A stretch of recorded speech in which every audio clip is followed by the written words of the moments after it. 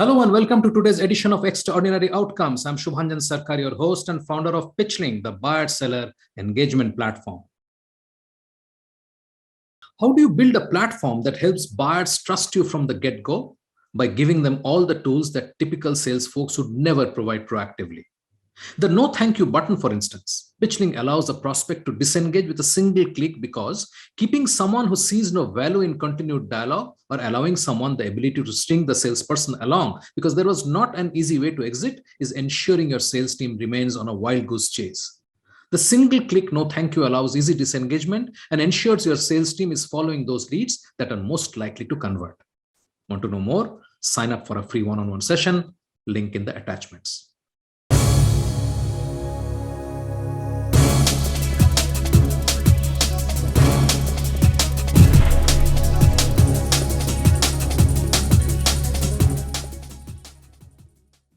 We continue to bring you the complete interviews that we recorded and aired earlier in the year with experts on the 5% conversion problem in B2B sales. Today, we bring you Bob Apollo, a fellow of the Association of Professional Sales, a founding contributor to the International Journal of Sales Transformation, an active member of the Sales Experts Channel and the Sales Enablement Society, and the driving force behind Inflection Point Strategy Partners, the leading proponents of outcome-centric selling. Following a successful corporate career spanning startups, scale-ups, and market leaders, Bob now works as a strategic advisor, mentor, trainer, and coach to ambitious B2B sales organizations, teaching them how to differentiate themselves through their provably superior approach to achieving their customers' desired outcomes. Bob, I'm really delighted to have you on this chat, not only because who you are, but I really enjoy what you write. I follow you for a long time. Maybe if you look at your LinkedIn profile, you'll see that we have been connected for a while. And it's not without reason. I think one of the most productive connections I've had without us meeting at all has been our connection and my ability to follow what you're doing. Isn't that one of the great advantages of social media? At a time when actually it's got many other disadvantages. I think the situation you've described is a perfect example of the positive benefits of social media. Absolutely. And that leads me to a question which I'll sort of ask and not ask the answers of, is that with so much of knowledge around, I still wonder why we don't do things that we should be doing. So with that, let's jump right in. Bob, the question that I have for you is that there is this number of a very abysmal low rate of conversion from lead to final sale. And that's sort of plaguing the B2B sales environment. I know we don't agree on the number, and I'll ask for your number, but there is no debating of the fact that something is definitely wrong with the way we are selling business to business. I think that's true. I think we can have an educated discussion about the number. I will tell you that I actually have a general problem with statistics like that because they're only ever averages. They very rarely explain the context. True. Behind the measurement. It's a bit like the classic statistic that the Challenger sale quoted several years ago, that customers, according to however they'd measured it, 7% of the way through a buying cycle before they wanted to talk to a salesperson. And of course, the truth of the matter is there's a sliding scale. If I'm a customer with a very clearly defined sense of what I want to buy, I'll probably defer wanting to talk to a salesperson. But if I'm a customer on an unfamiliar buying journey, maybe it's the first time I've tried to purchase something like this or to solve this sort of problem, I'm probably more inclined to want to engage with a salesperson early. So my answer to most statistical quotations is it depends. You have to understand the context. Yes. However, I think what supports yes, again, the debate is not about this 5% or 7 or 12. No. The fact is that the buyer 20 years back used to rely on the salesperson for most of his information, because the salesperson was going around, he was meeting similar companies, he was looking at problems and so on. So the salesperson was always having the better part of the information asymmetry that existed then. But because of the internet, like so many other things, the disintermediation that internet has brought in actually has shifted that information asymmetry in favor of the buyer. And the buyer truly has a lot more access to information that a single salesperson will ever have. So that, I guess, sort of puts that in a context as to why. I mean, again, the number, I agree with you. I mean, we are not fixated on that. So what, according to you, is really plaguing the lack of outcomes in B2B sales? I mean, just to quote one more related point, is that you see how many salespeople are not making their quota. That should have some correlation to what we started off with, the conversion. So if you're not making quota, there is something wrong there. It may not be the 5% problem, but it's something very similar and very connected. Yeah. So I think there is generally both a quantity and a quality problem. And I think the challenge is that a lot of sales leaders are still placing too much attention on quantity. So in other words, they think that they can solve their quota achievement problems by getting the salesperson to make more calls or to generate more leads. When I think and I'm only talking in the context of what I'd characterize as complex B2B, lengthy decision cycles, very often a discretionary rather than an inevitable purchase. And I think it would be much better for sales leaders to place more focus than I see being placed in some places on the quality of every step of the process. So if you think of the quality at the top of the funnel, that I think involves having a really clear sense of your target audience, the business issues you're seeking to solve, who's likely to be suffering from them, what the trigger event or catalyst is that's likely to make them recognize that they need to do something. So I think if you are intelligent in your thinking at the top of the funnel, you'll generate maybe fewer, whether you label them leads or inquiries or what have you, but you'll be generating better. And because you're generating connections with customers that are more likely to be predisposed to find a solution, you're going to have a better quality process and a more efficient process. So that's the top of the funnel challenge. By the way, I agree with your assertion that 20 years ago, the salesperson was the fount of all knowledge, or a lot of knowledge. Yes. And I think the role of the salesperson has changed. I'm very much in line with what Gartner have written recently about the role of the salesperson as a sense maker, somebody who can interpret all of that information, who can filter it, who can help the customer navigate their way through what might be an overwhelming amount of information. But it's not just product information, it's also business acumen, the shared experience of other similar customers, and so on. Let's accept that most companies are in commoditized businesses. They're selling something which is pretty similar to 5 other people selling them, right? So to get an enduring differentiation is very, very difficult, because if all the salespeople of, say, a commodity X, which is sold by 5 companies, and all 5 have done the quality lead search and have engaged in discussion, but all bringing in the same kind of expertise, so to say, of analyzing data and presenting, that sort of boils down to what then? Well, yeah. And let me firstly sort of characterize my experience because I self-select companies that tend to be in a more differentiable environment. So I can't talk honestly with great authority about B2B companies who have what might appear to be a completely undifferentiated offering. The examples might be raw materials, energy.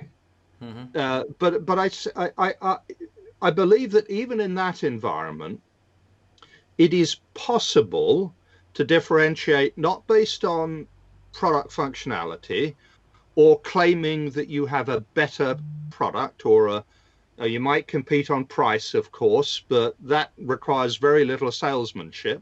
True. I think even then there are vendors in that space who've been able to position that they have a different approach.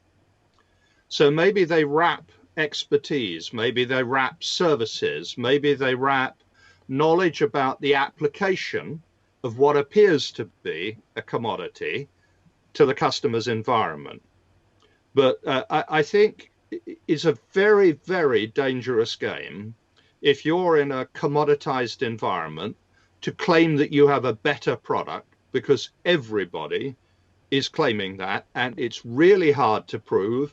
And anyway, there's an arms race going on. Somebody adds a functionality, somebody else copies it. Yeah. So my guidance, whether actually you're in a commoditized environment or a differentiated one, a naturally differentiated one, is to focus your positioning on how your approach is different rather than leading with why your solution or your product is better. I think that's a really important mantra: different before better. Yeah. Two quick questions as a follow-up. One is that from what I heard so far, and going back to your quality of leads point, is that salespeople need to figure out how they can get really early into the discussion with the customer, possibly which signals very long sales cycles, yet potentially guarantees a place in the table. I think that's absolutely right. And by the way, it's why using BANT, budget, authority, need, and time frame, is such a inappropriate way of qualifying early stage opportunities. Because if you wait until a customer has formal budget, has full authority, has a clearly defined need, has a defined timetable, they are already a long way down their decision-making process. So it might seem to extend the sales cycle, but you're not really extending the buying cycle by getting involved early. You're finding yourself at a point in the customer's buying cycle where you can actually do something to influence their thinking. So I think that, it's not so much starting the sales cycle early as engaging in the customer's buying process as early as you can before they have formally defined what they're looking for and how they'll choose between their options. Absolutely. So that brings me to the other issue, that is what we define as our sales path or journey. Yeah. And the fact that the buyer's journey is completely different. And we want our narrative to move, stage 1, stage 2, stage 3, and so on, discovery and then demo and then whatever. And the buyer is doing some very random movements. He's not following that at all. So I think it depends. I think if the buyer is, for example, reordering raw materials for a factory, they've probably got a fairly well-defined process. Yes. And they probably think of what you're offering as a commodity anyway. Yeah. But if it is an unfamiliar buying process, I think this idea of linearity is completely wrong. You have, as you've mentioned, sales cycles which are defined as in terms of activities the salesperson completes. And I think in a complex B2B environment where the customer is making a discretionary purchase, you have to think in terms of where the buyer is in their journey. And secondly, you have to acknowledge that that is not going to, it's very unlikely that that's going to be a nice, clean, linear journey. Absolutely. They're going to involve new people. They're going Yes. to revisit previous considerations. They're going to challenge assumptions that they might have made earlier on in the journey. It's an ugly process. Gartner did a diagram of this, and people have described it as looking like a spaghetti bowl, you know? Yes. But I think that reflects the reality. And I think the traditional linear sales process, you can only move forward through the process. It is completely inappropriate to a complex buying journey.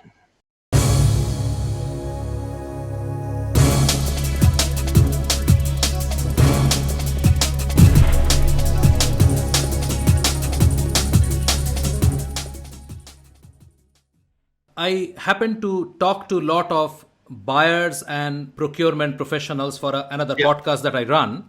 Right. And I hear something very interesting, that they have peer groups where vendors have no access. Sure. And there have been scenarios where a vendor has gone home today evening thinking that he's going to get the order tomorrow.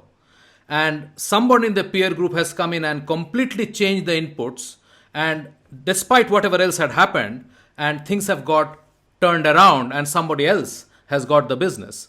It's not even the 5.8 people, according to Gartner, who are part of the organization and the decision making, but completely unrelated people outside having huge influence. And we have no recognition or acknowledgement of that. I think that's a very interesting point. I hadn't stumbled across that research, but I think I can see exactly how it is likely to pan out in buying environments, because let's acknowledge it. People in different roles within the organization, the members of the buying group, will have what they regard as their peer group. So there's sort of one internal peer group, and then let's say an operations director might see real value in having an informal or formal network, industry association, call it what you will, or just an informal group of other operations directors who are in a similar position. Maybe simply being linked on, connected on LinkedIn. So absolutely, I'm sure those formal or informal peer group relationships are informing decision making. Absolutely. My question is, how do you see, and because you really work on complex B2B sales, I mean, that's your area of expertise. How do you see the buyer has changed? Because I think our focus on selling, I mean, one of the things you said that, you are not getting enough leads, so make more calls. And what has that led to? That has led to robocalls, right? So we are trying to build technology which will do the same thing which is not working. I acknowledge that machine learning and artificial intelligence have contributions to make to the sales process. But I can see in a transactional buying environment, how actually even the customer might want as automated a journey as possible. But I think it is very hard to see in today's climate, and actually even in the foreseeable short to midterm, that AI can in any way completely replace intelligent human-to-human conversation. I think it can support and facilitate it, but I am as irritated as you by, whether it's robo calls, robo reactions to blog posts, robo social media. I think buyers find that sort of, I think it's both thoughtless and disrespectful. To try and communicate with a serious buyer in that trivial automated way. You've got a human being, yes, but they're behaving like a robot. Absolutely. They're following a script. Absolutely. We take building trust very lightly. We think that you connect with someone, send him two nice messages, and you have built trust.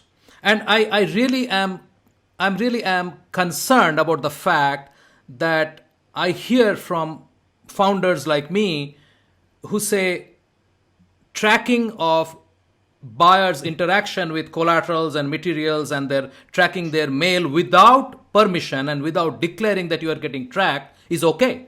Yet we say, go and build trust, because trust is the foundation of doing a transaction. I think trust is an undervalued commodity. It's the sort of thing that, you know, people talk about wanting to achieve and don't do it always particularly effectively.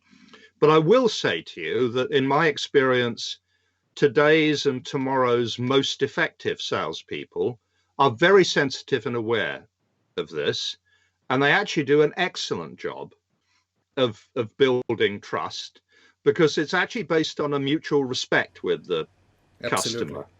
Yes. And not behaving like an automaton. True, true. From your vantage point and the vast experience and the number of deals and number of companies you have seen up close, how do you characterize the change in the buyer and the buying process? Well, firstly, I think the individual buyers have become a lot less tolerant of a salesperson that's only capable of spouting company and product statistics. They expect to get personal value from every interaction, and effectively a good salesman earns the right to continue the conversation Yes. if the customer believes that they've learned something valuable from their interaction with them. So, you know, I think they've become increasingly intolerant of, you know, qualification calls where it's all one way, where the salesperson's asking a series of questions that are, you know, apparently useful to them, but not particularly stimulating or thought-provoking or insight-generating for the customer. So again, I'm only talking about complex discretionary environments, but I think buyers have certainly become increasingly intolerant of just being a walking, talking product. They can get that information anywhere. I think they've become intolerant of one direction conversations, you know. Absolutely. Let me qualify you. Yeah. I think they've become intolerant of package demonstrations which just go through one function after another function without the attempt to relate it to the customer's situation.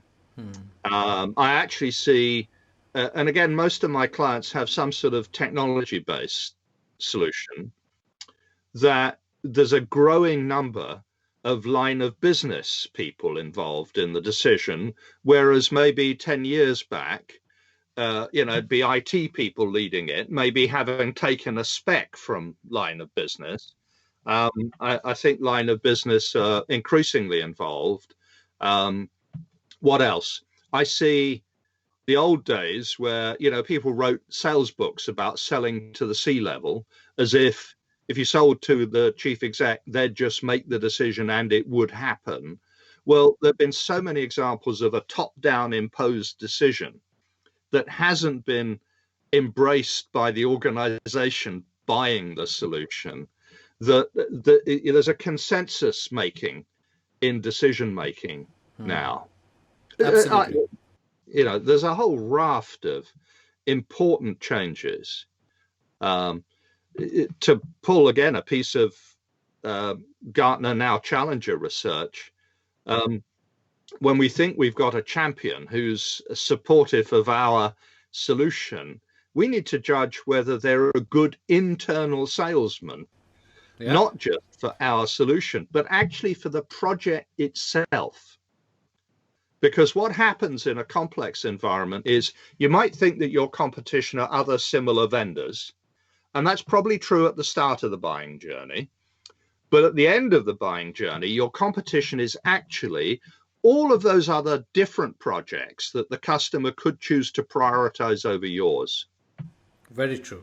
Very true. And being there close, and I mean that's where all the elements of trust and being early, all of those basically gets threaded into the end outcome.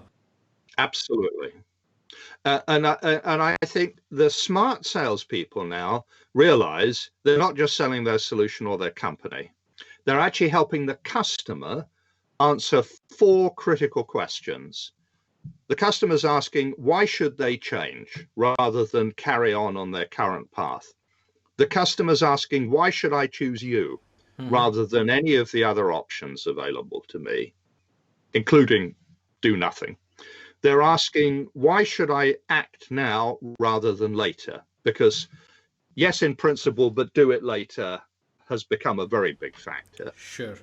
I think the fourth question that the customer's asking is, so who within my organization will benefit from this change and how? And I think the really good salespeople are mastering the art of helping the customer answer those questions. And the less effective salespeople, I see it in when I look at the exact summary of proposals, concentrate almost exclusively on why buy from us.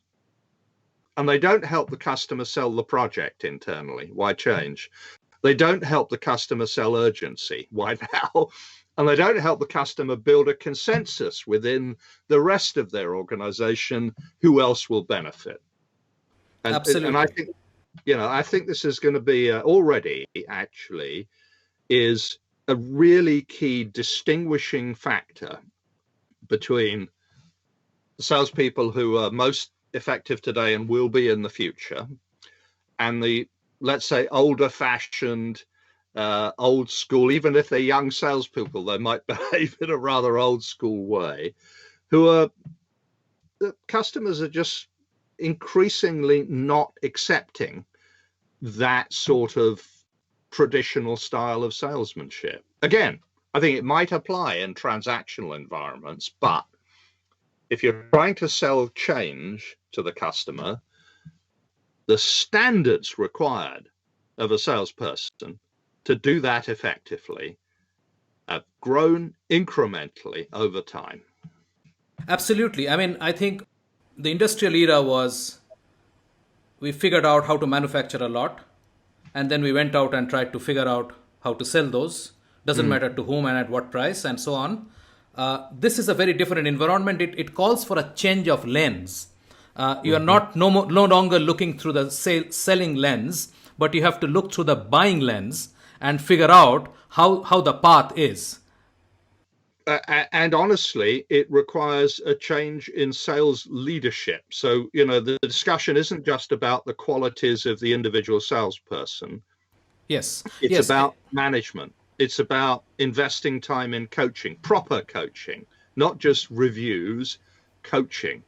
It's about not pursuing stupid metrics like holding the salesperson to, you've got to have 3 times pipeline coverage, even if a bunch of that pipeline is just never going to close. And as sales leaders, you've got to create an environment where your salespeople behave with intelligence and thoughtfulness rather than, they're just pursuing those pure activity-based targets. Good sales leaders focus on quality of outcome and not just volume of activity. 2 other things are linked to this very behavioral pattern. That is, one is quota, the other is incentivized compensation. Sure. And both, the 3 things. One is the volume of activity is linked to your quota and your incentivized pay structure. I think all these have to be questioned now because they don't fit into this era at all. Well, so I think one of the things we can see, you talked about changes in buying behavior, is that even well outside of software, customers are increasingly turning to buying things as a service rather than as an outright purchase. We see it in all manner of previously unexpected places. aero engine manufacturers are selling on the basis of hours of engine use rather than by the engine, actually to their disadvantage in the last year, but it's just one indication. And I think the challenge with as a service models is the customer is unlikely to ever be profitable unless they enthusiastically continue to use what you have sold to them. And so part of compensation, I think, is not just about the salesman getting an order and then thinking that the job's done. I think you need to think through how some longer term compensation based around the customer's successful achievement of outcomes and your retention of their business and their desire to make more use of your services. And I don't think there's a single formula for that. Sure. But I do think that if you're in an as a service environment, your sales motivation and compensation has to be to do good business and not just to do business at any cost. Absolutely. That's a great point to end this chat on. Bob, I really enjoyed chatting with you. I mean, I learned, and I hope that I'll have opportunities to talk to you more and learn some more. Well, thank you for the opportunity. I've also enjoyed the conversation very much. Thank you.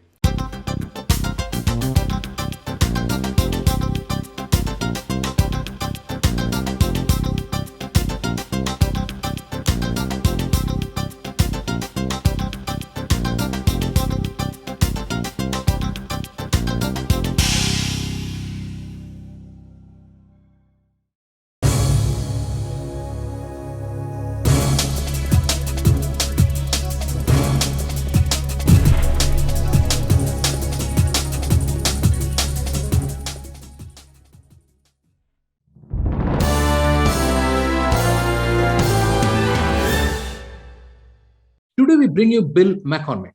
Bill discovered the power of LinkedIn and social selling when he and his wife started their advertising specialty company over 5 years ago. With only a handful of clients, he quickly became a student of social selling, having read Brian's The LinkedIn Sales Playbook and putting her teachings into practice and growing a successful social selling process. So we use automation and email systems to send information, but we're also always providing extreme value. You're never going to get just a pitch from us. You're going to get extreme value that even by reading our emails, you're learning something, right? But then when you're looking to build a relationship, you want a synchronous communication. You want it to go back and forth. You want to have a conversation. Here's the thing. We have to earn the right to have a sales conversation with someone.